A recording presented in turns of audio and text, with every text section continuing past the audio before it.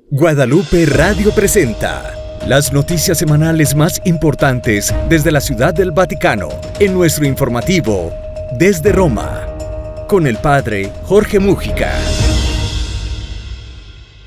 Una semana más, Guadalupe Radio y la agencia de noticias CENIT traen a ustedes un resumen semanal de las noticias más importantes relacionadas con la vida, la actividad del Santo Padre y del Vaticano y también del mundo.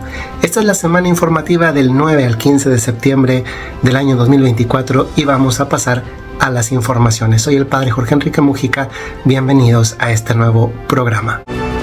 Lo más importante de la semana. El Papa Francisco terminó el viaje apostólico más largo que ha realizado en lo que va de estos 10 años de pontificado. La semana pasada informamos de la primera parte de ese viaje, una etapa que le llevó a países como Indonesia y Papúa Nueva Guinea. La segunda parte estuvo dedicada a otros dos países, Timor Oriental y Singapur. Este país en particular, Timor, tiene unos detalles que lo hacen del todo único. Se trata del país más católico del mundo, el país con 98% de la población que es católica.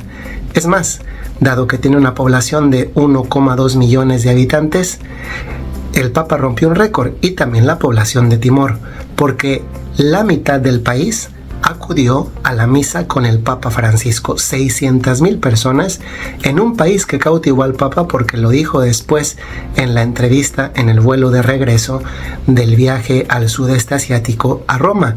Dijo que de los 4 países, Timor es el que más lo había cautivado.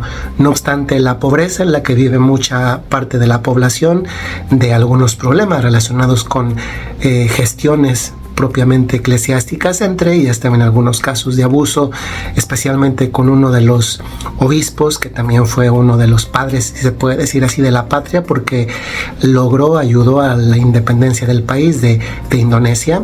El Papa Francisco manifestó la alegría que le produjo estar allí. Una misa, como dijimos, única y con un récord. La mitad del país, 1 de cada 2 timoreses, estuvieron en la misa con el Papa Francisco. Por otra parte, el Papa Francisco ha anunciado indirectamente que el próximo 2025 irá nuevamente a Turquía. Y digo nuevamente porque no olvidemos que en el pasado el Papa Francisco ya estuvo una vez en ese país. ¿Cómo hemos sabido que el próximo año jubilar, por cierto, el Papa Francisco irá a este país? Pues porque el patriarca Bartolomé de Constantinopla lo ha anunciado, lo ha adelantado. Como se sabe, el patriarca Bartolomé, líder al menos nominal de los ortodoxos, de una gran parte del cristianismo ortodoxo, es amigo personal del Papa Francisco, y él reveló que en el contexto del aniversario del Concilio de Nicea, el Papa Francisco irá junto con él al lugar donde fue ese concilio. El viaje tiene un significado especial. El próximo año 2025, tanto la Iglesia Ortodoxa como la Iglesia Católica celebrará en la misma fecha. Por coincidencia, dado que seguimos 2 calendarios distintos, los católicos y muchos protestantes también el calendario gregoriano, debido a la reforma que realizó un papa, el Papa Gregorio, y los ortodoxos el calendario juliano. No obstante seguir 2 calendarios, por primera vez después de mucho tiempo coincidirá en que la Pascua el próximo año 2025 la celebraremos el mismo día. Pero dado que esto cambia posteriormente, se sigue llegando o tratando de llegar a un acuerdo para que en el futuro todos los cristianos celebremos el mismo día la Pascua, independientemente de si son católicos, protestantes u ortodoxos. Y en ese sentido, el diálogo con los ortodoxos, cuyo líder nominal es el patriarca Bartolomé, van muy adelantados.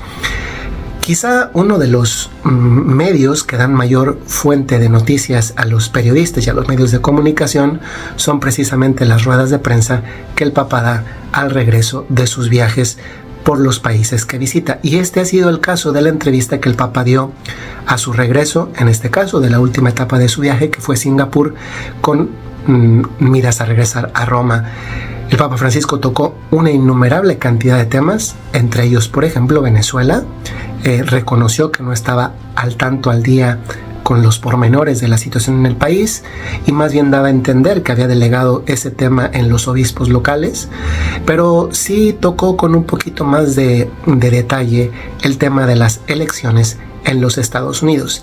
Y permítame detenerme aquí porque justamente unas semanas antes, EWTN había dado a conocer una encuesta. EWTN, la cadena de televisión católica más grande del mundo, dio a conocer una encuesta que realizó, pagada, sobre las preferencias electorales de los católicos en los Estados Unidos de cara a las elecciones de 2024 del próximo mes de noviembre.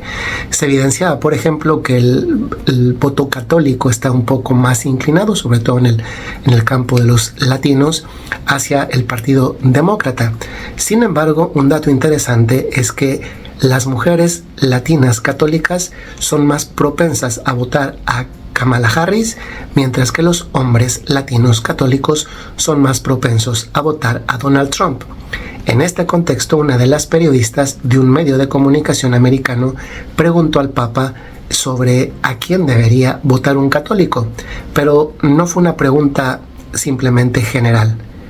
La periodista le dio unos matices al Papa que le permitieron después al Papa matizar también la respuesta. Y los matices son: la periodista le dijo votar a una candidata, en alusión a Kamala Harris, que está a favor de matar bebés, o votar a un candidato, en este caso en alusión a Trump, que está contra la vida por estar en contra de la migración. El Papa Francisco fue muy claro: las dos son malas opciones. Pueden leer la respuesta completa en la agencia de noticias CENIT, pero sigamos profundizando. Dijo, los dos son malas opciones, pero dijo que entonces hay que votar el mal menor. El punto aquí es, ¿cuál es el mal menor? Kamala Harris, con asesinatos de personas que no se pueden defender, o la defensa de las fronteras, por cuanto entiende así el candidato republicano Donald Trump. El Papa dejó entonces a la conciencia, a la propia conciencia, a quien debe votar un católico. Como dijo él, yo no voy a votar, lo cual ya lo sabíamos. Él es ciudadano nominalmente argentino, pero con ciudadanía también vaticana. Sin embargo, ha querido responder esta entrevista. El Papa Francisco, apenas regresar a Roma, Italia, al Vaticano, siguió una agenda que pareciera que no hubiese tenido un viaje de 12 días, con casi 50 discursos públicos, intervenciones, apariciones y visitas. También una agenda marcada por encuentros privados, porque apenas llegó, visitó a la Santísima Virgen Salus Populi Romani en la Basílica de Santa María la Mayor, pero apenas tuvo unas horas de descanso porque continuó la agenda. El sábado inmediatamente recibió en una audiencia en la Basílica de San Pedro a religiosos teatinos en una peregrinación en un contexto de aniversario, y al día siguiente, domingo 15 de septiembre, dio el Ángelus desde la ventana del apartamento pontificio que da hacia la plaza de San Pedro ante unos 12,000 peregrinos que se congregaron ahí, y la agenda del Papa ha seguido. Una de esas agendas ha sido el nombramiento del cardenal Gracias, un cardenal de origen indio, en un camino más, en un paso más en la reforma que el Papa Francisco está emprendiendo, en este caso ahora de la diplomacia. El Papa Francisco tiene nuncios, embajadores con los países que la Santa Sede tiene relaciones diplomáticas, pero la figura del nuncio, el concepto de nuncio, la misión del nuncio está ahora en discusión a la luz del sínodo sobre la sinodalidad, y el Papa encargado al cardenal Gracias que presida la comisión que se ocupará de ver esta reforma de la figura del nuncio, de las nunciaturas a nivel iglesia. Por otra parte, y casi para terminar, hemos tenido uno de los eventos más importantes en la iglesia, como ha sido el Congreso Eucarístico Internacional, cuya sede fue la capital de Ecuador, Quito. Uno de los momentos más hermosos ha sido las primeras comuniones que ha habido de 1,600 niños en el contexto del Congreso Eucarístico Internacional.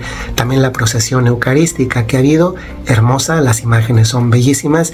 Y finalmente la comunicación de cuál será el próximo o la próxima sede del Congreso Eucarístico Internacional, que será nada más ni nada menos que la ciudad de Sydney, en Australia.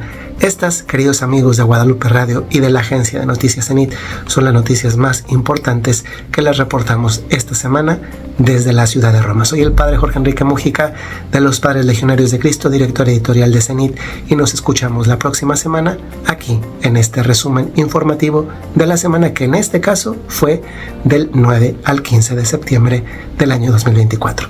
Hasta la próxima. Las principales noticias desde el Vaticano en Desde Roma, con el padre Jorge Mújica.